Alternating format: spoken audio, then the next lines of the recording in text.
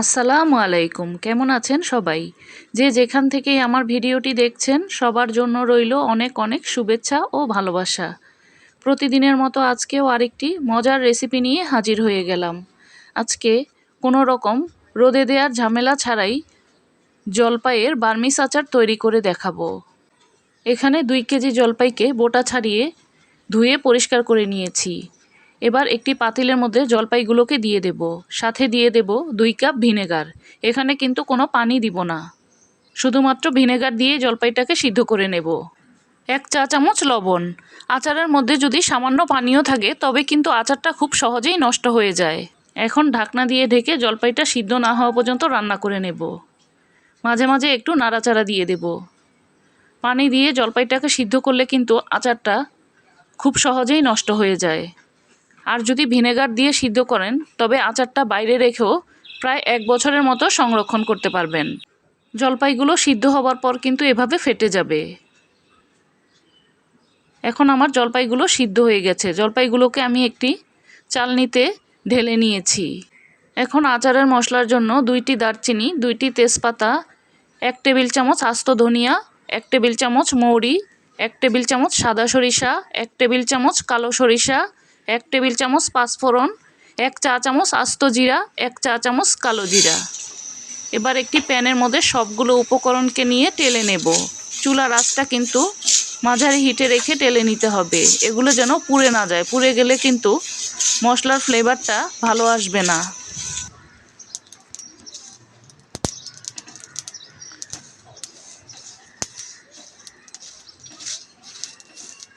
মশলাগুলো টেলে নেওয়া হয়ে গেলে আমি ঠান্ডা করে মশলাগুলোকে ব্লেন্ড করে নিয়েছি। এরকম আধা ভাঙা করে মশলাগুলোকে আমি ব্লেন্ড করে নিয়েছি। এখন জলপাইগুলোকে ঠান্ডা করে নিয়ে আমি এভাবে করে জলপাইগুলোকে থেতো করে নেব। চাইলে হাত দিয়েও করে নিতে পারবেন। সবগুলো জলপাইকে আমি ঠিক একইভাবে থেতো করে নিয়েছি। এখন চুলায় একটি প্যান বসিয়ে 1 কাপ সরিষার তেল দিয়ে দেব।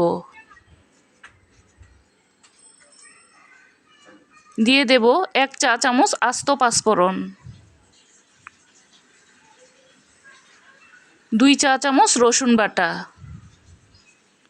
এখন পাঁচফোড়ন আর রসুন বাটাটাকে তেলের সাথে ভেজে নেব। চাইলে এখানে রসুন বাটার পরিবর্তে রসুন কুচিও ব্যবহার করতে পারেন।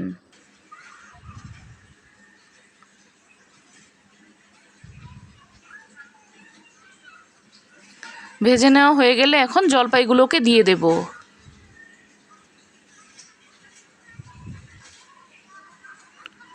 জলপাইগুলোকে এবার তেলের সাথে কিছুক্ষণ ভেজে নেব।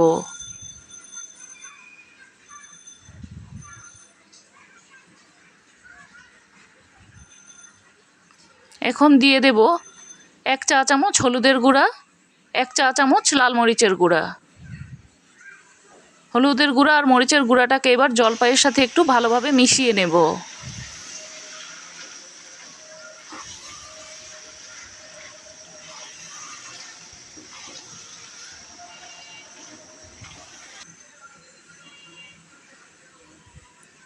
জলপাইগুলোকে কিছুক্ষণ ভেজে নেওয়ার পর আমি এখানে 3 কাপ চিনি দিয়েছি। মিষ্টিটা আপনারা আপনাদের ইচ্ছা অনুযায়ী নেবেন। চিনিটা দেওয়ার পর জলপাইয়ের সাথে নাড়াচাড়া দিয়ে খুব ভালোভাবে মিশিয়ে নেব।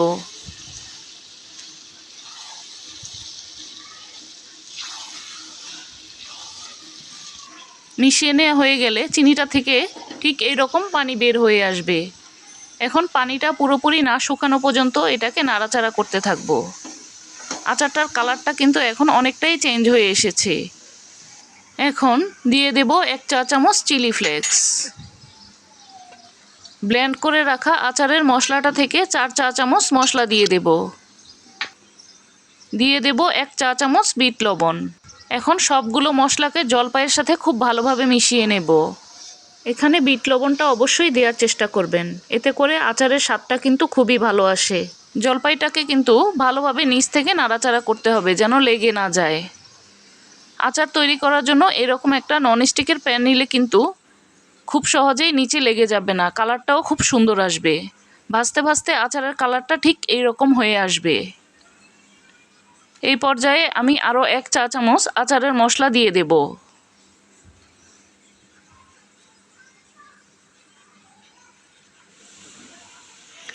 দেওয়ার পর একটু ভালোভাবে মিশিয়ে নেব।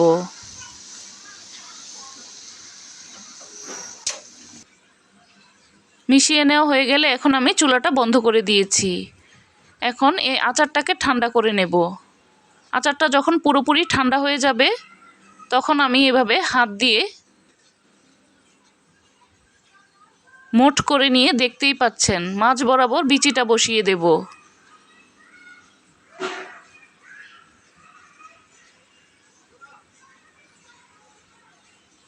এবার এভাবে লম্বা লম্বা করে শেপ দিয়ে নেব। চাইলে আপনারা গোল গোল বলের মতো তৈরি করে নিতে পারেন। এইভাবে করে আমি জলপাইয়ের বার্মিজ আচারগুলোর শেপ দিয়ে নেব। আপনারা আপনাদের পছন্দ অনুযায়ী শেপটা দিয়ে নেবেন।